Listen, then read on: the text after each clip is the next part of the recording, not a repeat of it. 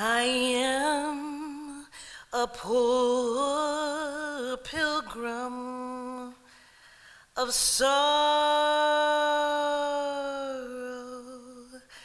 I'm tossed in this whole wide world alone. I ain't got no hope for tomorrow. I'm trying to make heaven my home.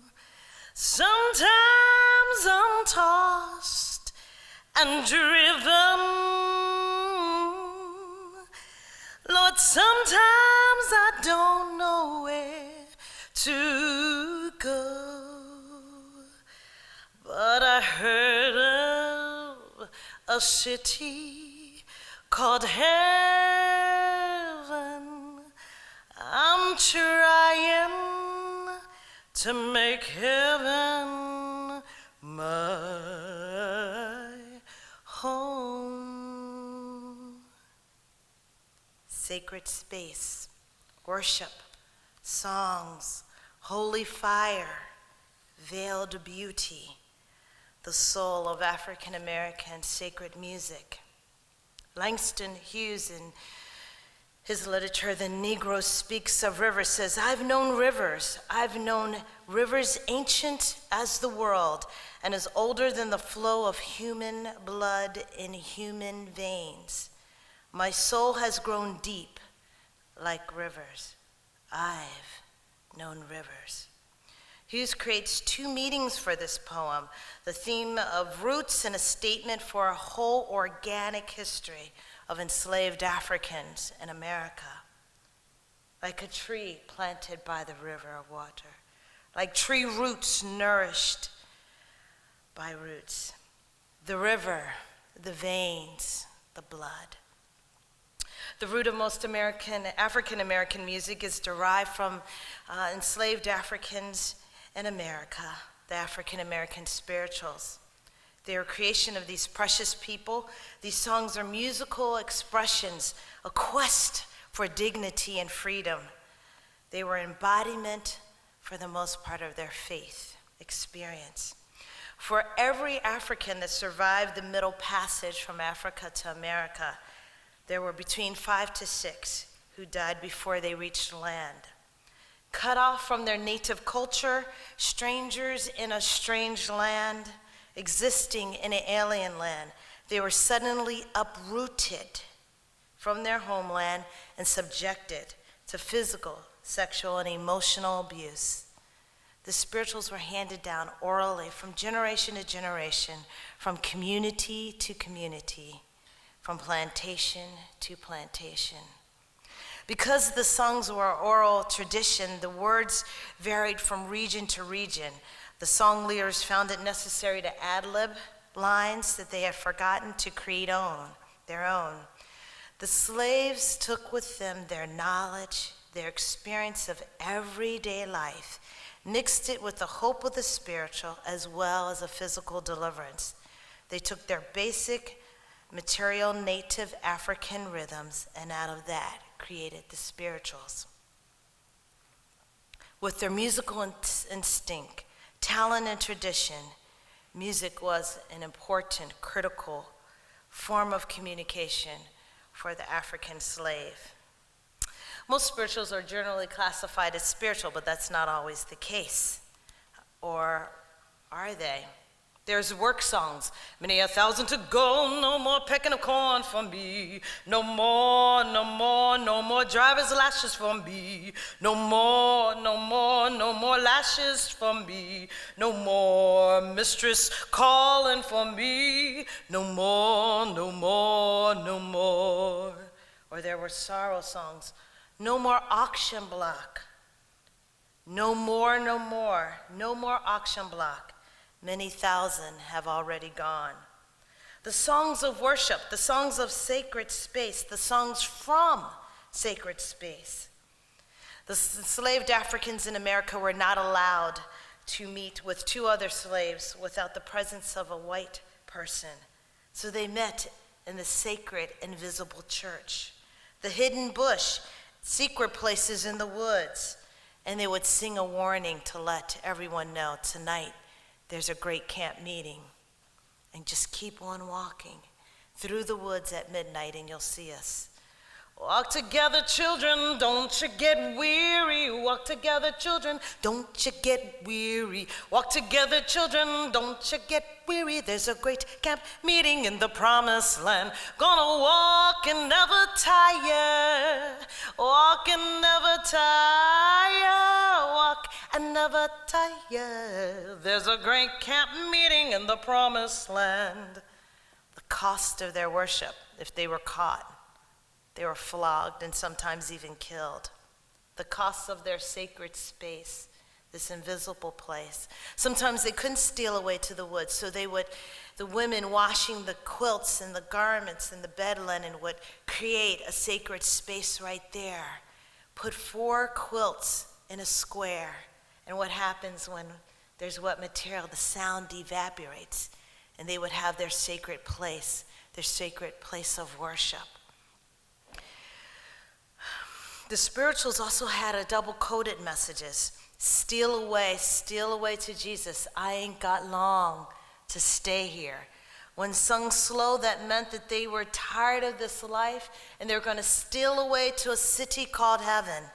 When sung at a faster tempo, it was Nat Turner's The Rebel and Liberator alert song, to steal away from the plantations and to fight for freedom. There are also things, there's no hiding place down here, meant it's time to go. Possibly the Underground Railroad was coming through. They would sing of old Canaan, and the slave masters would say, they're getting their Bible stories, but they were communicating, this time we're going to go through the midways up to Canada to escape. I've got a robe. They certainly made fun of the slave owners. There's a line in there, everybody talking about heaven. Not going there. Because let's be real, there was a vast gulf between the Christianity that was preached and the Christianity that was practiced. Songs of sacred space, death, yes, death as a sacred space. I say wholeheartedly and absolutely yes. After almost 20 years of the privilege of walking alongside of people infected and affected by HIV/AIDS, and probably about 13 of those years in death and dying in the last season of their life, trust me, death is a sacred space. I've known the moonlight, I've seen starlight, I will lay this body down. I walk through the graveyard to lay this body down. I lay in the grave and stretch wide my arms. I will lay this body down. The African enslaved in America experienced a language barrier with their oppressors. And because of tribal scattering, it was almost impossible to communicate. But there was what? The drum. Universal language. The drum was taken away from the slaves when the plantation owners realized that they were communicating by the drum and the rhythms. So they used their hands, they used their feet, they used their body. African rhythm, natural, cultural, ancestral, syncopated rhythms of song, hand claps, footsteps, polyrhythms, improvised singing. The African music centered around the drum. Out of tempo, before the beat, behind the beat, off the beat, on the beat. Syncopation accentuating or emphasizing rhythmic patterns on the weak pulse rather than the strong pulse. While European music for the most part, is based characteristically on one rhythm. African tunes contain many, many rhythm patterns at once. 4/4 to 2/4, 4/4 to 2/4, 3/4, 6/4, 12/4. It goes on. And the enslaved Africans made sacred instruments, wind, strings, percussion, from trees, reeds, and bones. The enslaved Africans in America were not ignorant. They were not illiterate. They came to this land speaking 3 to 4 different languages. They were proliterate and learned English under horrific shadow of genocide. They embraced biblical themes of faith, hope, love, endurance, eternal life, holiness, sufferings of Christ, and the ancient Jews. If you think of the spirituals, you know, there's all the heroes of the Hebrews, and they made them into their champions. They said, maybe the same God that I hear Massa talking about, that led the people of Israel out of Egypt, will come and set us free. They viewed Jesus as a prophet who came into the world not to confirm the mighty in their seats, but to exalt the humble and the meek.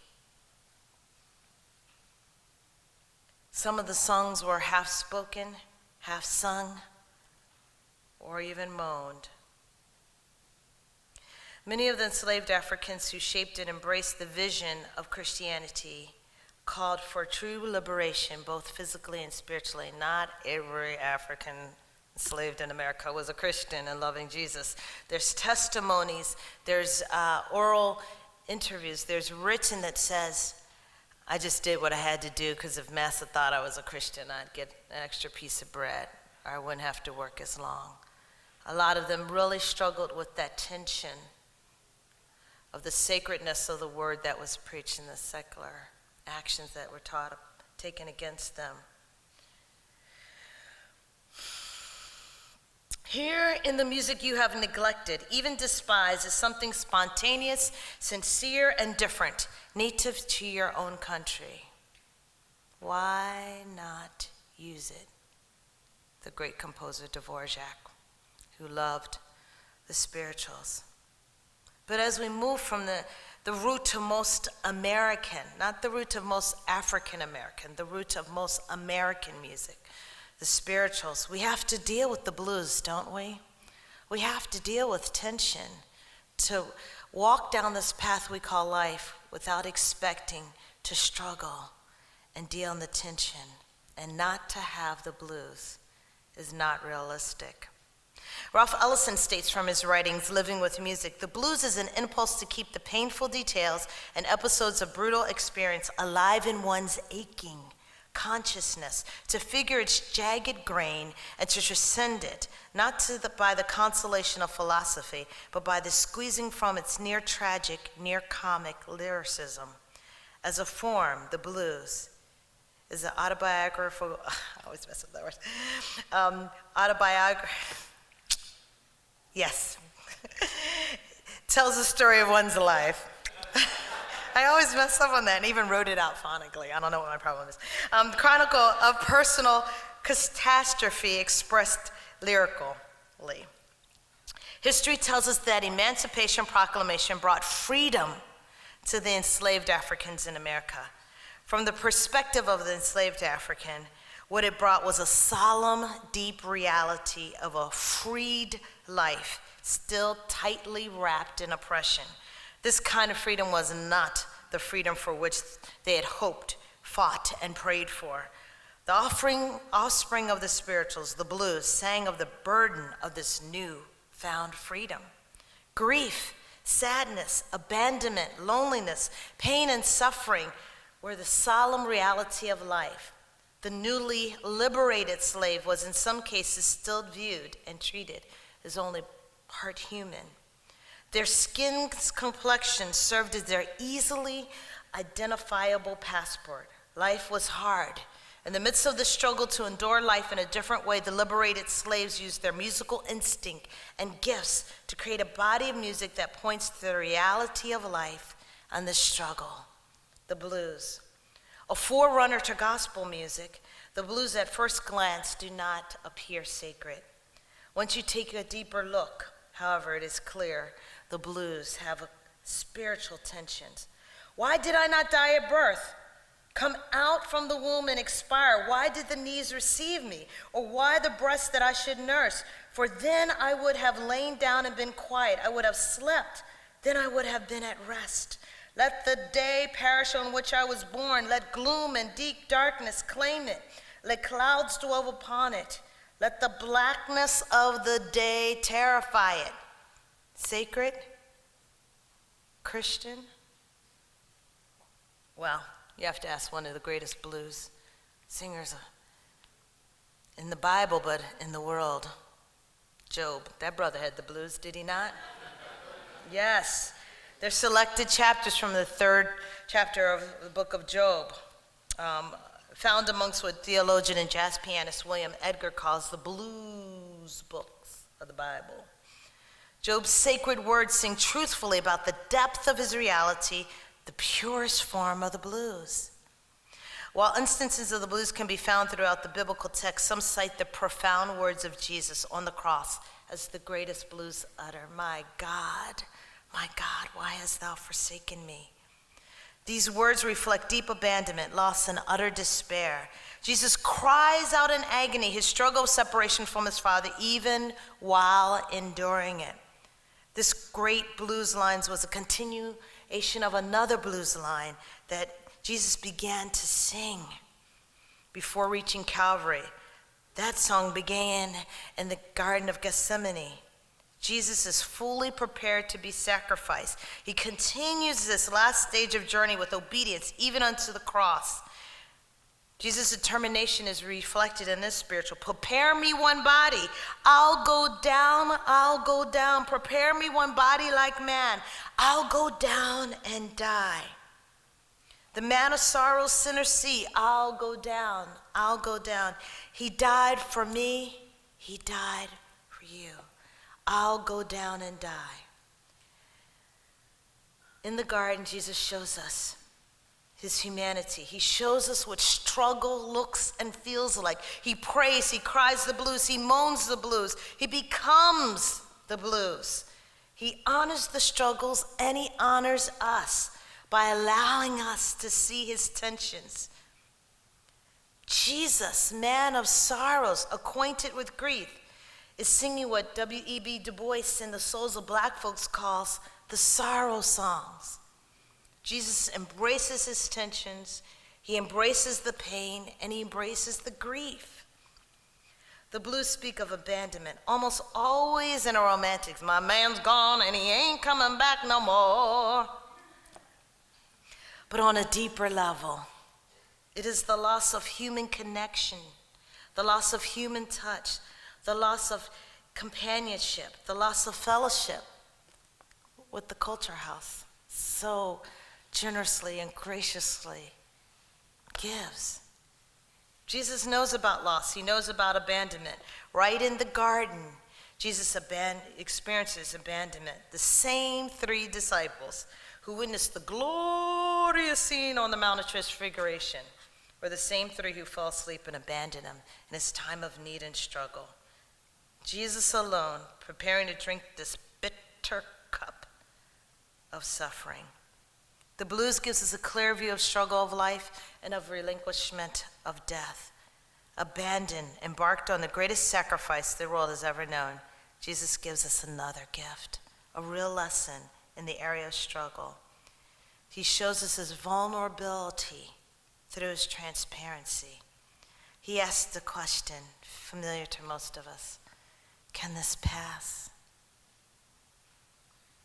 It is through asking and surviving the questions of why that we grow to understand the deep connection of sorrow and joy. It may be in actually facing our shadows and continue to struggle that our faith is strengthened. When our faith is tested and strengthened, we can fully embrace and know that God is here for us. He drank the bitter cup from his Father's hands. The blues tells about hardship of this path we call life, but they also ask questions, the same questions we ask our Father. Why does God allow suffering?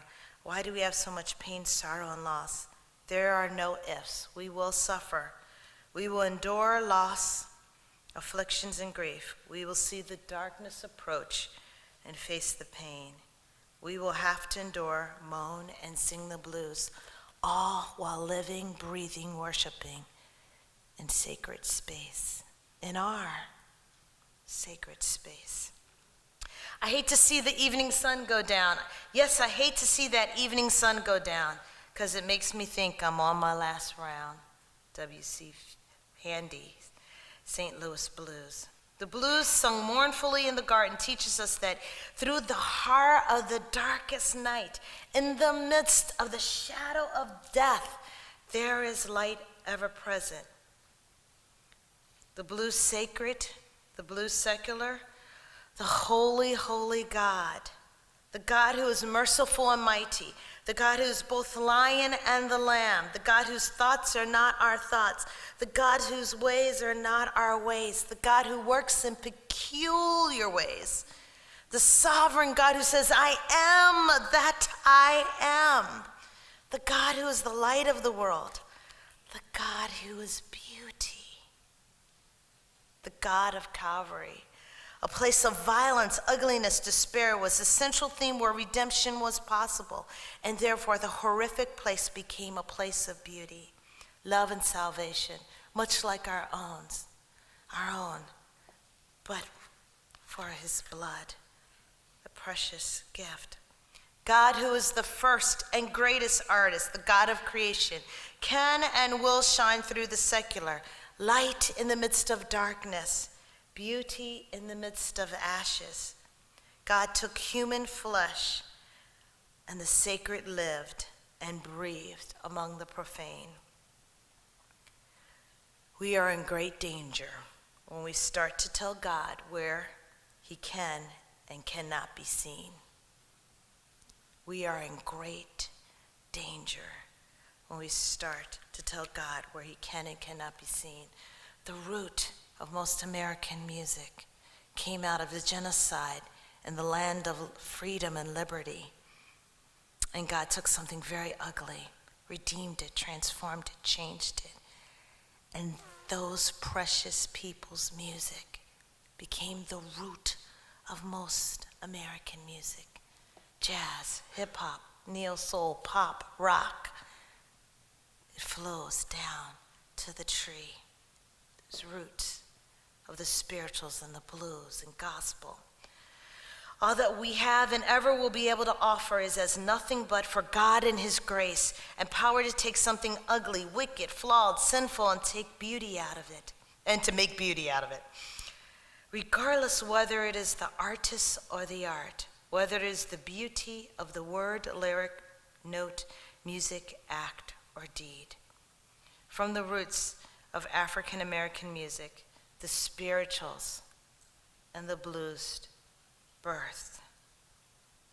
The root and soul of African American sacred music teaches us about sacred space. It teaches us about veiled beauty of worship, sorrow, hope, liberation, faith, life, death. It shows us that great theological truth. We cannot have the joy of Resurrection Sunday without the darkness and pain of Good Friday. God gives beauty for our ashes, in our sacred bodies, in our sacred space. Beauty for ashes. God bless you.